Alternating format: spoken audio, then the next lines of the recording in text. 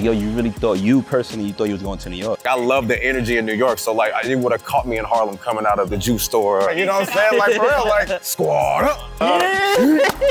The first 2 years, 3 years, focus on basketball and save your money.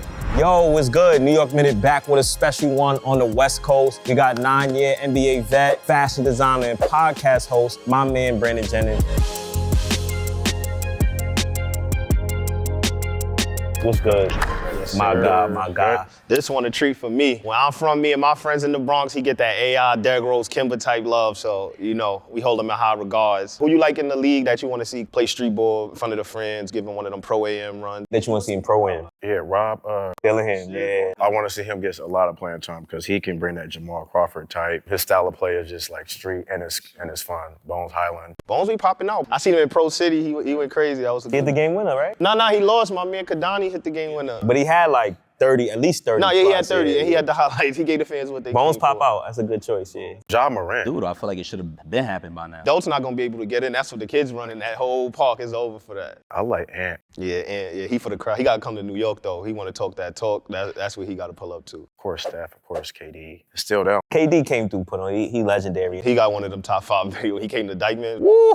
That was a heater. Yeah, nah. Streets appreciate that, especially in New York. Like we talked about with the Elite 24 stuff. Like that was the time. That was the era. Like nowadays, people don't really like players don't really be going to the pro. I don't know. Like guys don't like to hoop anymore. But that was the thing. Like if I was in New York, man, I'm hooping at West 4th. I'm trying to hoop at Rucker. I'm trying to hoop at the Pro-Am. You know, I remember going to Dykeman hooping against Too Hard to Guard during the lockouts. I wasn't ducking no smoke. If they there, let's go. Nah, that's what gets you the love though. Like when you come and show them in person, it's like, oh, all right, this is who we thought was. All right, you better. All right, you always forever, you know, goated in the community heart. Like he pulled up on us. And you say you was trying to lace it up again, so why not make a return to Dykeman? Pull up to Gauchos, pull up to Harlem. Still got it interesting. Yeah, I was thinking doing something with my clothing brand. Okay. Which I'm proud. Like just coming through and just, you know, putting the team in or something. So we know you were part of the 09 draft class. We feel like you a staple, right? If you were to redraft the 09 draft class, what would it be? I mean, it would be hard because if James doesn't go to OKC and plays with KD and Russ, like, does he become the player he is? Because every day he was with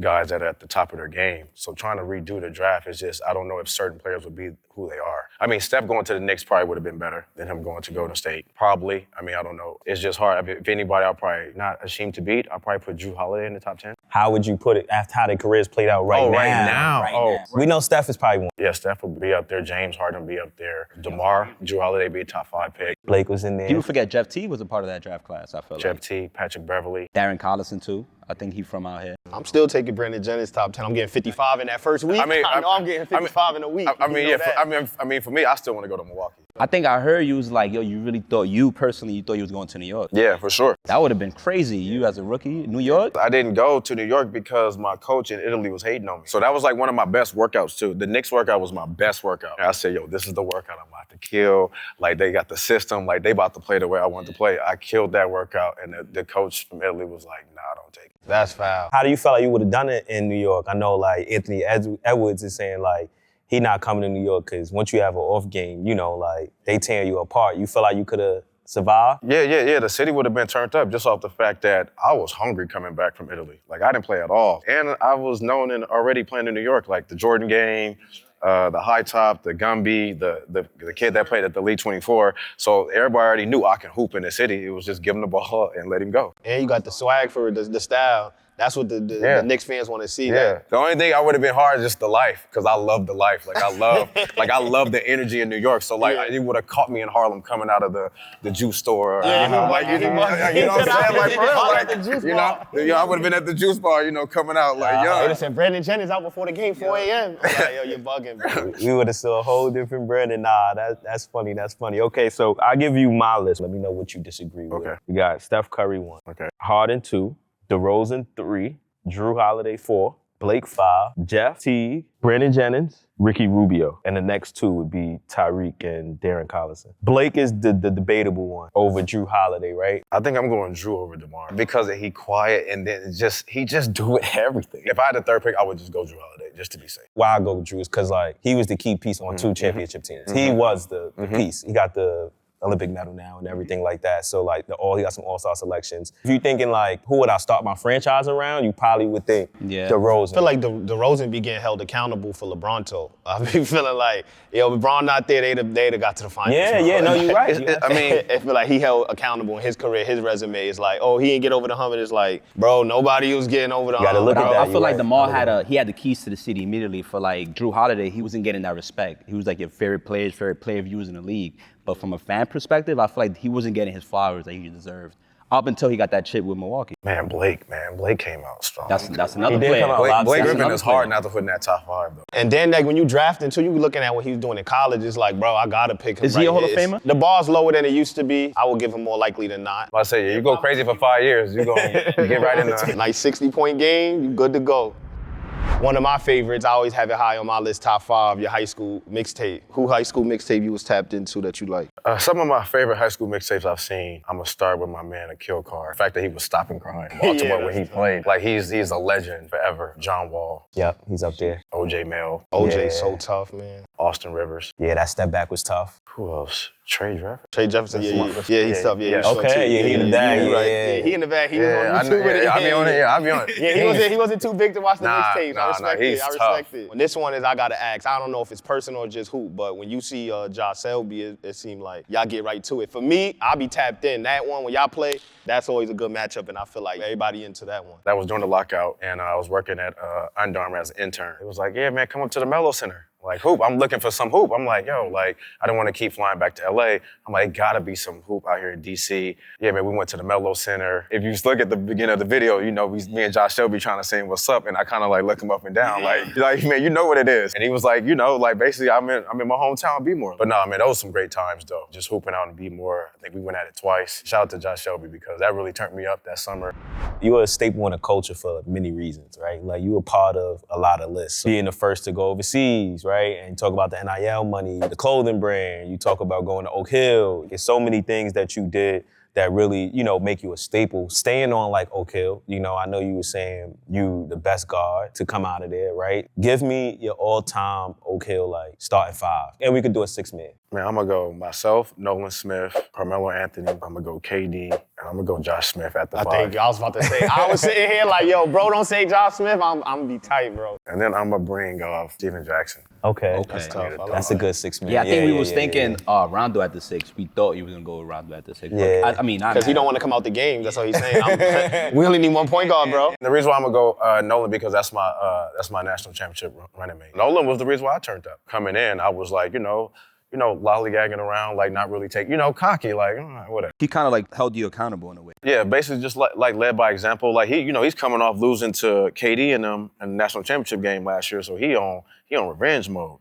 So he on some like, he ain't messing around. That really like turned me up to another level. Now we was talking tough crowd. You see I got my tough crowd on. You know the vibes. And we in New York, big staple in the fashion world. What do you like about like the China fashion scene? And tell me like how that inspired you to start your brand and everything like that? Well, the China scene, I mean, they're just way advanced. Certain things that they were doing when I was in China, we just now get in China, Japan, like their fashion is just on a whole nother level. When you talk that with China, it's like they got a lot of technology in their clothes, like a lot of pockets. You could take this off and wear it different. When it comes to putting that stuff on, though, like you can make it, but when it's to put the fits together, I don't think no China over New York. When they come to put it together, that's what New York do. Have you been around the Bronx? Have you been out? Have you been around the boroughs? Oh yeah. The BB for Simons, sure. I feel like that was like a New York City staple, and now everybody's wearing that. New York's had a lot of trends. On the humble, like, you get what I'm saying? Like fashion and stuff like that. I mean, music we did. I don't think fashion comes from Atlanta. I don't think that's where it came from. I definitely think, Cali and New York, some places overseas. I feel like I dress like I'm from New York too. I put my Timbs on, There you go. You know what I'm saying? What's some advice you'll give like younger NBA players? Staying out the mix, staying out the mess. I think your first years as an NBA player, I think you should just focus on basketball, man. I think you should focus on basketball and you should just take care of your money. That's your rookie contract and you don't know if you're ever gonna get another one. They say your average NBA player is like, 5 to 6 years.